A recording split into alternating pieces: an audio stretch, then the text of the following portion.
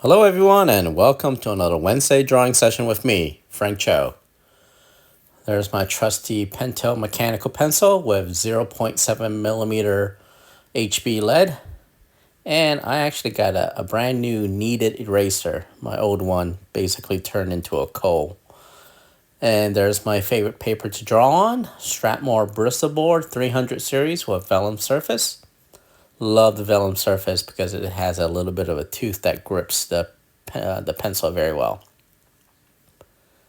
Today, I'm going to draw one of my favorite characters growing up. It's the Thing. Is Ben Grimm the Thing from the Fantastic Four. So, the Thing was originally created by Stan Lee and Jack Kirby in they first appeared in Fantastic Four #1 and back in 1961. And it's about four scientists. Well, actually, not really scientists. Richard Reed was the scientist, and rest of them were his, I guess, business partners or something. And they wanted to test the cosmic rays and stuff like. Anyway, it's the 60s. The concept is just it's just kind of crazy. It's very comic booky. But anyway, these four beings got exposed to the cosmic rays, and then which mutated them into the four superheroes. Mr. Fantastic, Reed Richard, became essentially the Plastic Man, and his girlfriend. Yes, Reed Richards took his girlfriend to space. She became the Invisible Woman, and her little brother, Johnny Storm, became the Human Torch, and Ben Grimm, the pilot, became the Thing, this rocky orange monster. So when I draw the Thing, I like to think of it as I basically picture a gorilla. I mean, this is, yeah, that's what I'm actually drawing. I'm drawing a rocky gorilla. So he has this tiny head, and his body is this big, kind of like barrel chested monster, and with this long arms. Now, I grew up reading the John Burns Fantastic Four run in the 80s, and that was my first exposure to the Fantastic Four. I later went back and read the original Jack Kirby, Stan Lee's legendary run. And personally, I think John Byrne rivaled and at times surpassed Kirby and Lee's run. So anyway, so that was my first exposure to the Fantastic Four and to the character, the Thing, was through John Byrne, and I absolutely loved it. So when I draw, I like to picture. I have a rough image in mind, and that rough image was Ben Grimm, the Thing, charging at you with his fists cocked back and screaming his classic tagline, "His clobbering time." That was the image that I had in mind. So when you're drawing the Thing, you basically have to um, ignore the anatomy. Essentially, when you're drawing the Thing, he is essentially a cartoon figure.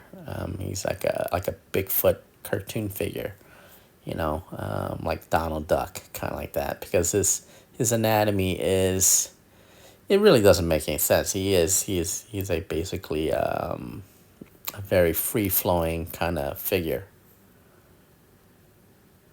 So there I am drawing the leg over and over again, because I'm trying to basically still have a sense of anatomy, yet at the same time have a certain free flowing cartooniness about it. So that's really tough when you're trying to draw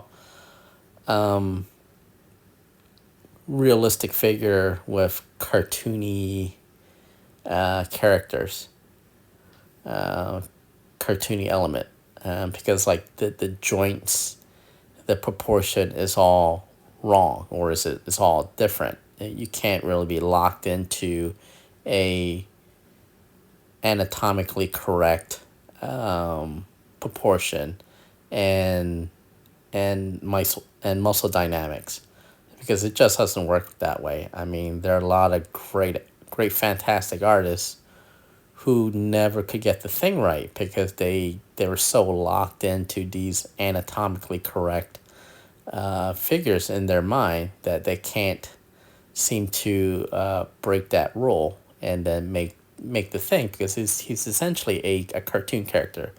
When you draw him, you have to ignore a lot of the anatomical training and just go for it. Make this a big free flowing kind of figure. It's almost like drawing like a Warner Brothers cartoon figures. So there's the thing with his mouth screaming. Again, his everything about him just works differently. Drawing the eyes. So the thing has this. He really it's really tough to draw a face because he has that kind of doesn't have any eyebrows, and everything's just his this craggy orange rock formation all that covers the entire body. The key to the thing is drawing these rock plates that kind of interlock all over the surface of his body. So that's the key. And Jack Kirby did a fantastic job. And it's actually kind of interesting to see the evolution of the thing. So when Jack Kirby first drew it, he really was this craggy, malformed, rocky character. He didn't have that almost like a jigsaw mosaic of interlocking orange rock plates. He was just this craggy looking thing, you know. He was basically just this grotesque, misshapen, humanoid like kind of creature. So as the issues went along, he became more and more distinct looking. Kirby started really got into his element, and I still think Kirby's run on the Fantastic Four is just absolutely top notch. I think it's his best work, and his depiction of the Thing is absolutely classic. Him and something about the team up between Jack Kirby and Joe Sinnott, who was the inker during that legendary run. So, but my thing, the thing that I grew up with was a John Burns version. So John Burns version, he has a more really more of a there's more it's more detailed and intricate than Jack Kirby. Jack Kirby kind of just sometimes was a little bit loosey goosey with the figure work, but Byrne really had this great eye for detail, especially the rock plates, the mosaic of rock plates that he drew on the thing. So my thing is essentially John Burns' thing, you know.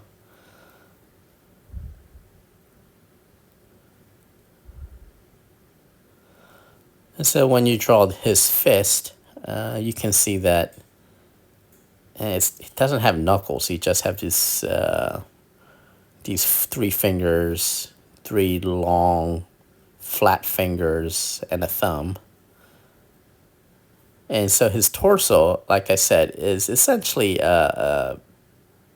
when I draw his torso and legs, I'm drawing a gorilla. I'm essentially yeah, that's it. I'm just drawing a gorilla.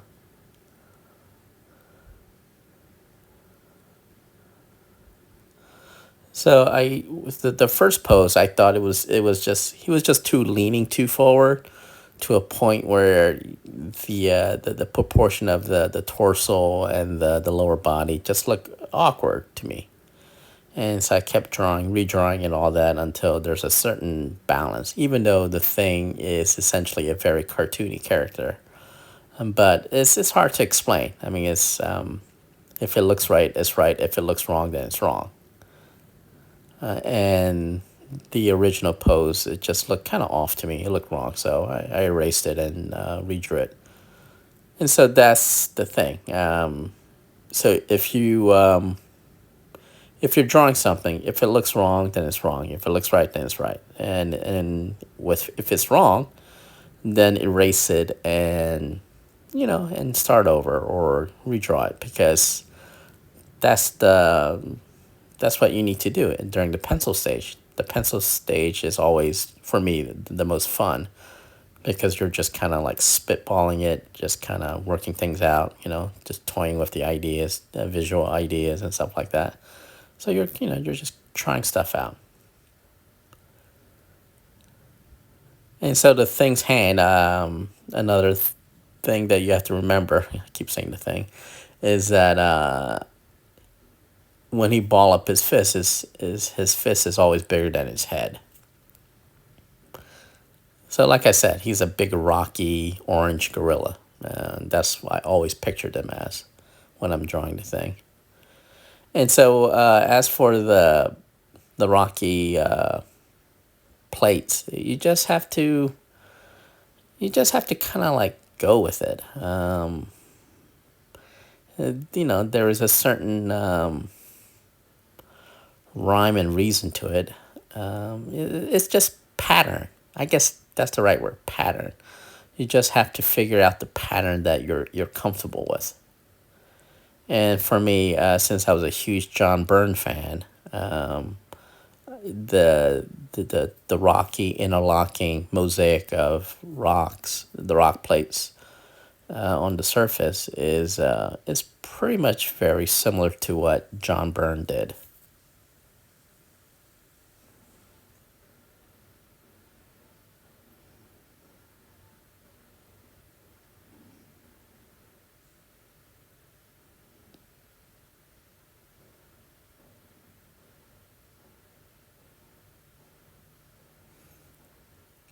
Yeah, and he wears his um, I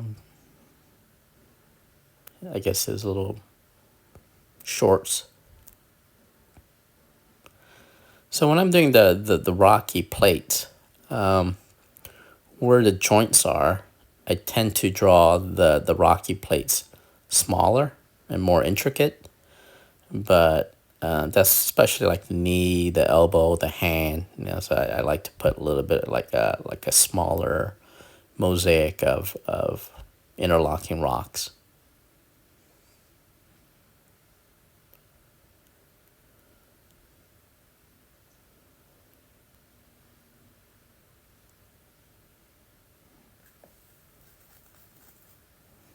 Yeah, so this mosaic of rocks, I'm just winging it. I mean, there is no rhyme or reason. Um, you know, it's just fun. It's just fun. You're just kind of like going down the leg, just drawing these interlocking plates.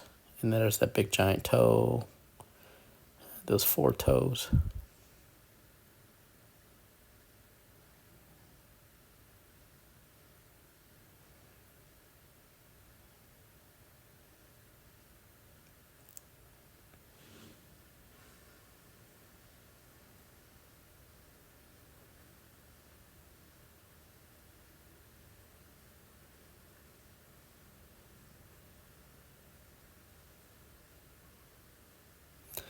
Yeah, so he has this just like literally like a wide spatula like feet with these with his flat toes and flat fingers, and this he's actually an oddball character, which I really love.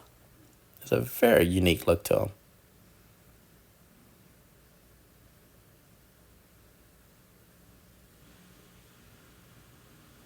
It is amazing how much Jack Kirby. I mean, Jack Kirby was the true genius behind Marvel Comics. Just just how he just created the entire universe. I mean, just the whole visual the whole visual world that he created is just absolutely amazing.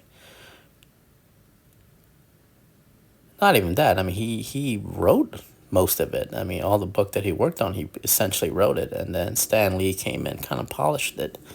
But the true architecture, the true architect of the Marvel Universe was Jack Kirby.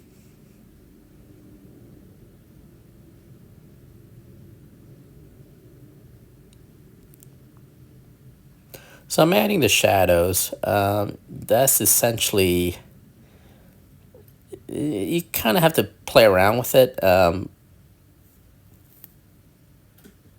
You have to figure out where the light source is.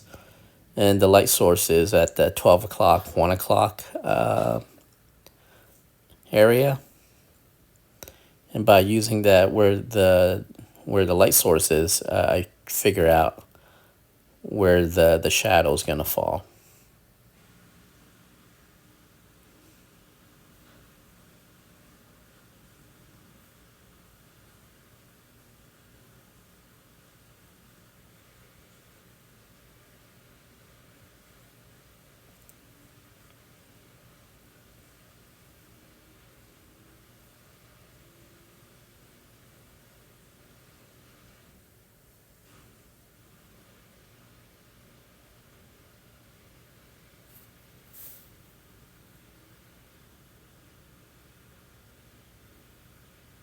And those big white chiclet teeth that thing has.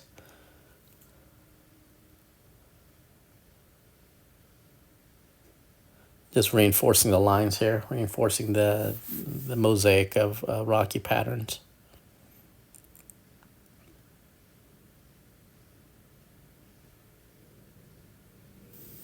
He really is essentially a big rocky orange gorilla. I mean, that's when you think about a thing, just think of it. Think of drawing a gorilla.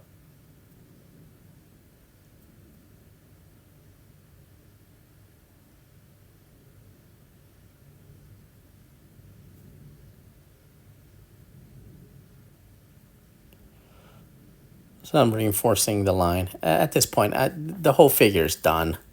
I'm just going in and just reinforcing the outline, separating the different body parts, because the outline kind of gets lost with all the rocky patterns. So I'm just kind of like darkening and thickening the line to give it a more separation between the different body parts.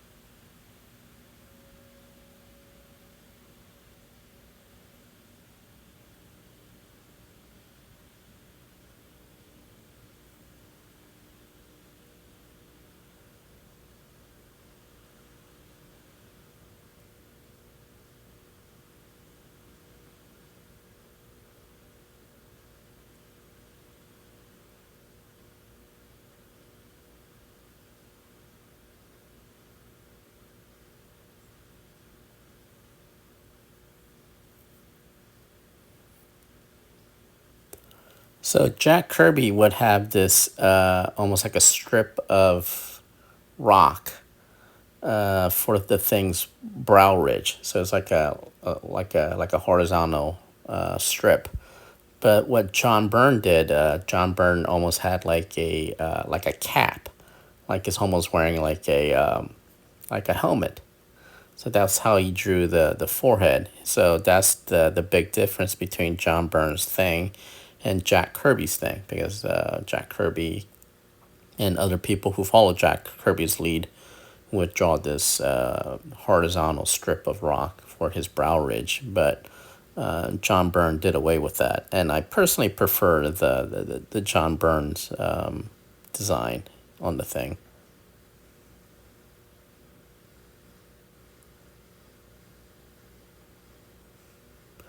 So I'm just adding shadows at this point.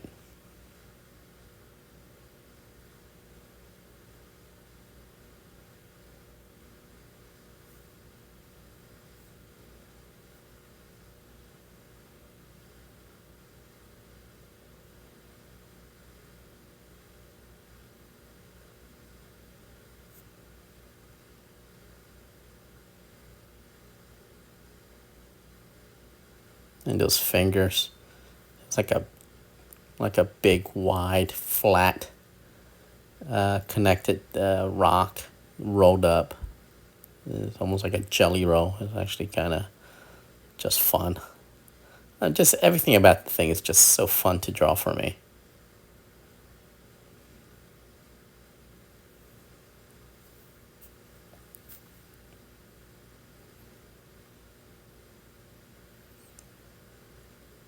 So when I was a kid, they had a show called The Thing, a cartoon show, and it was such a stupid show. About a teenager, he got this ring, and I guess when he banged it together, he turns into a thing, which made absolutely no sense. Um, he would go thing ring, do your thing, and it would just connect the ring or something like that, and then he just turned into a thing. And I'm just surprised that Marvel approve approve that that show because it was just atrocious.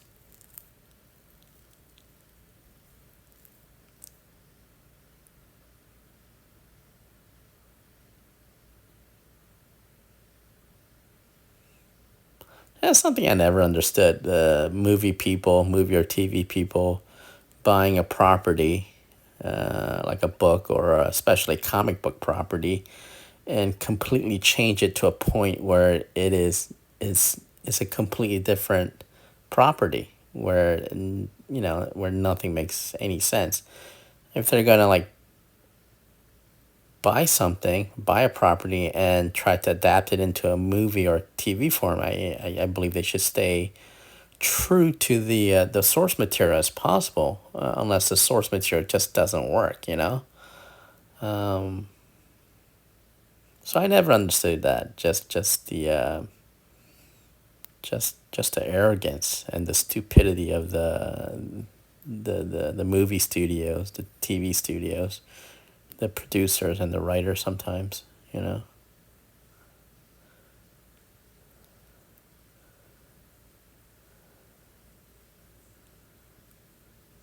So drawing those big flat toes.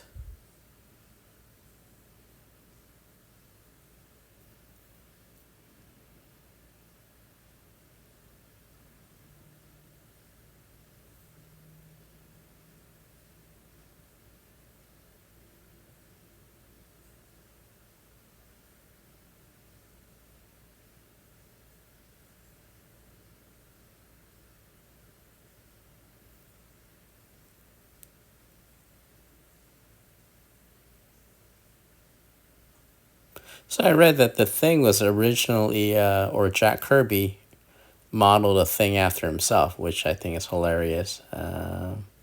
Which I could see, you know. Unfortunately, I never met Jack Kirby. He died right before I became a professional, so I just missed meeting him. And I think he would have been a very fun guy to just to hang out and just chat with because he was such a brilliant man. I mean, he literally was like a genius. Just the sheer amount of characters that he created. And I definitely feel the Fantastic Four was his the one of his high points of his career and his peak output. I mean, he created Galactus. I mean, a massive giant being, a planet eater. I mean, that's in the 60s. And, people don't think about stuff like in the 60s, you know? And so he had all these great concept in his mind, And so it's just amazing. I would have loved to have a dinner or a meal with him and just pick his brain because he was just so out there. So I finished drawing the figure where he's kind of charging at you with his cocked arms raised. So I decided, you know what? I'm feeling a um, little ambitious. I say, yeah, you know what? I'm gonna just draw him yelling his clobbering time, his trademark battle cry.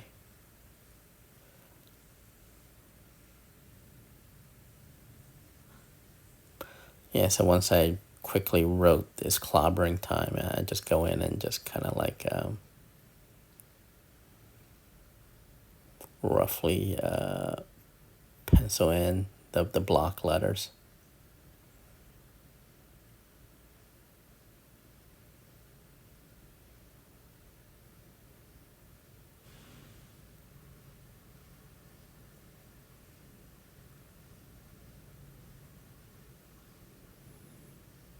I have no idea who came up with that as clobbering time. Wonder if it was Jack or Stan.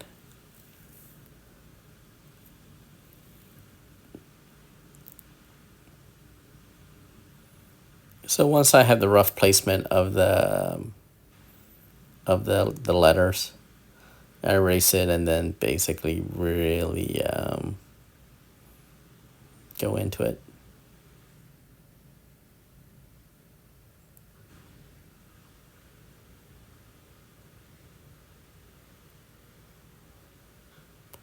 I'm just having fun. I'm just eyeballing it. Usually when I do lettering, you know I plan it better than this. I usually rule out the using the Ames letter guy. I rule out the placement of the letters. But this one I'm just free handing it. Drawing it freehand without any planning,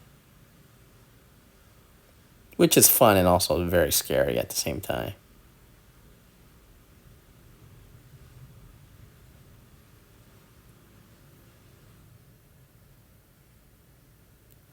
So the my very first Fantastic Four comic that I bought and read was Fantastic Four number 250. It's the Fantastic Four fighting the X-Men, but they weren't the real X-Men. They were Skrulls disguised as X-Men. And so I remember picking that up as a kid, and I was just blown away by it. It was a double-sized issue. So there's this scene where Gladiator came and completely knocked the thing out and slammed a bus on top of him.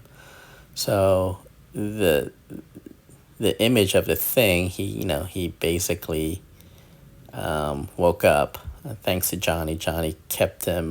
Johnny came and found him under the bus and kind of kept him warm while until he woke up. And the thing got so the thing was so mad, and he was like ready to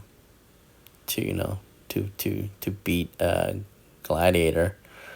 I think like Johnny asked him, "Is he all right to do battle?" And then the thing just literally punched the bus off of him, and I thought that was like the coolest thing. I mean, as like a fifth grader reading this, you're like, "Oh, holy crap!" So, Fantastic Four number 250 is like one of my favorite comics of all time. It's because it was like literally my very first comic that I bought with my own money. God, those were the great time in the 80s. 80s Marvel comics were just absolutely just fantastic. So even now, I read these comics from the 80s, and it just gives me goosebumps because I remember when I bought it, where I was, and reading it, just excitement of it, So, from time to time, I would go back and reread my old comics that I collected in the 80s to get inspired, to get that goosebump, to get that excitement back. And so I decided, yeah, here I am just adding a little bit of the background because I thought he needed it. Just to kind of balance his clobbering time above, and adding some debris in the bottom. There I am just reinforcing the feet.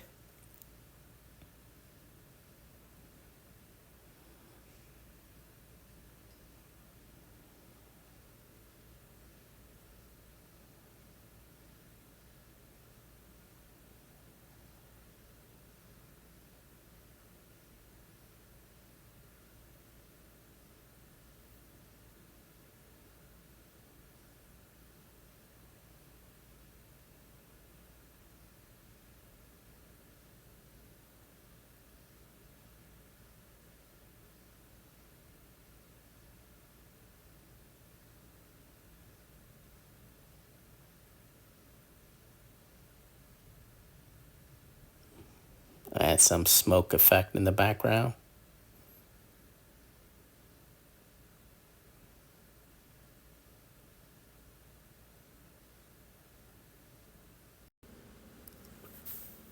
So there I am adding more smoke, little debris,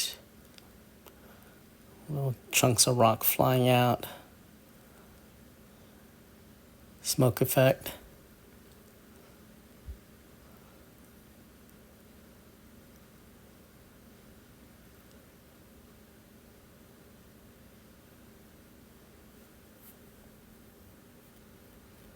Adding more shadows. And just I'm adding this little pit mark, just kind of like that little dots to give it that effect that he's covered in rocks. Again, it's just the little touches that kind of adds to the overall drawing.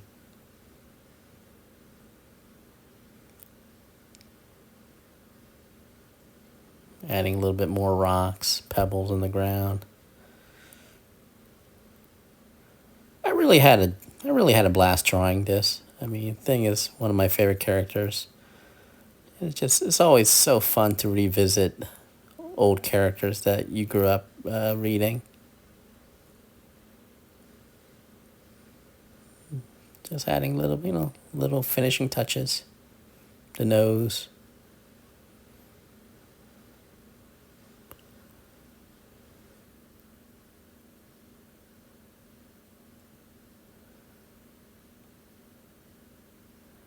The fist. And there you have it. The Thing from the Fantastic Four. Hope you guys liked it.